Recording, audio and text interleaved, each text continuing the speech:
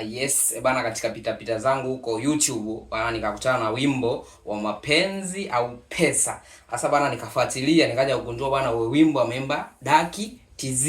Sasa kitu ambacho nimekuja kukinoti bana, nchi yetu ya Tanzania imebarikiwa kuwa na vipaji vingi sana ambavyo ni vikubwa.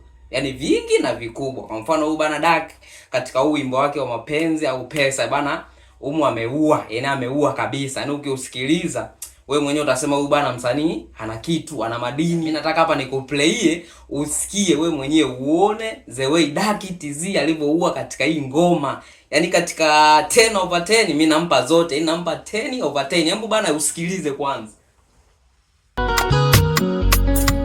Mana kila mtu baby, kila mtu boss, kila mtu ana pesa, kila mtu ana mpenzi. Wapi ni base, wapi ni cancel, kutafuta vyote na mimi ndo siwezi. Mwenye pesa hapendwi, wanapata vichenji. Usijone bora watu wanapata salio. Kifata mapenzi atataka kuspendi, na uwezi pata vyote kama hauna salio. Ndo maana mapenzi na pesa bora nifuge ng'ombe. Ndo maana mapenzi na pesa si bora ninywe pombe nilewe. Ndo maana mapenzi na pesa bora nifuge ng'ombe. Ndo maana mapenzi na pesa si bora ninywe pombe nilewe.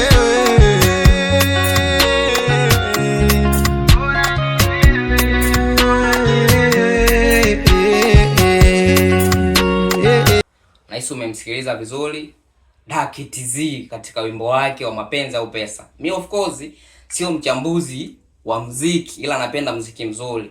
Kwa hiyo katika hii ngoma bana, mimi nampa 10/10. Sasa nataka uniandikie hapo chini, je, mapenzi au pesa unachagua nini? Mapenzi au pesa? Daki TZ anatuuliza mapenzi au pesa unachagua nini? Nataka hapo chini uniandikie. Gusa katika bio yake hapo, utakuta linki itakupeleka moja kwa moja YouTube. Kasikilize, ka like, ka comment, ka share kwa wenzio wote, alafu waulize na wao katika mapenzi au pesa wanachagua nini, nao wakujibu.